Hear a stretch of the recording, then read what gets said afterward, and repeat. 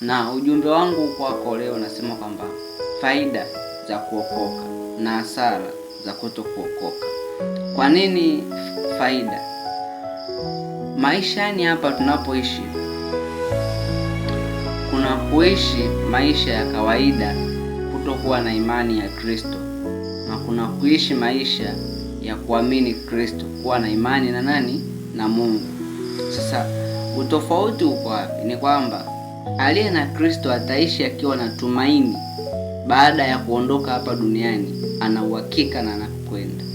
Asiye na Kristo anaishi hajui akifa ataenda sehemu gani. Akiondoka duniani leo, ni makao yake atakapofikia, roho yake itahifadhiwa mahali gani? Ili anapojua mwili wake utarudi wapi? Kaburini, kwa sababu katika mavumbi sisi tulitokea na tutarudi. Kwa hiyo umuhimu wa kuokoka, umuhimu wa kuishi maisha ya kumpendeza Mungu ni vizuri zaidi, kwa sababu unakuwa unapata uhakika wa kule unapokwenda baada ya kutokuwepo duniani. Mtu wa Mungu, ni kweli dunia ina mambo mengi, ni mazuri, yanavutia, lakini yanayoleta umauti achana nayo, kwa sababu huokoi kwamba yani uishi tu hayo maisha kwa ajili ya hapa duniani. Kuna maisha hapo unayoishi duniani yatakupa matokeo ya kule unakotakiwa kwenda. Kama hapa duniani ukuishi maisha mazuri, matokeo yake unaenda kuyakuta kule. Yani hapa duniani kama sehemu ya kufanyia mtihani, then matokeo yako ndio yatakupa kuvuka darasa linalofuata.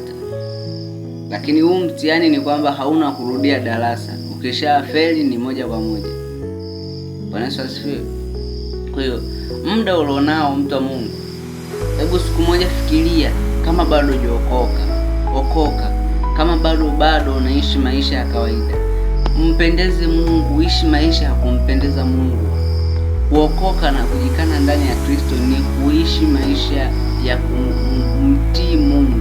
Usiue, usiibe, usizini, usitamani, usiseme uongo, usifanye mambo ya uovu, usiishi katika unafiki, usiishi katika kuchuki na watu. Penda, kuwa na upendo na watu, ishi kwa unyenyekevu, kuwa mtii katika maagizo ya Kristo, kwa sababu ndiko kutakapoleta uamsho ndani yako.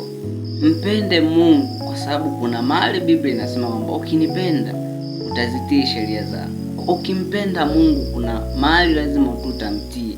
Ukimpenda Mungu lazima utakuwa mtii kwake. Ukimpenda Mungu lazima utakuwa mtu wa kunyenyekea. Ukimpenda Mungu, hata kama ukikosea, utarudi kwa toba haraka sana, kwa sababu Mungu huhitaji kutengana naye, huhitaji kuachana naye. Kwa hiyo mpendeze Mungu katika siku ambazo bado upo duniani.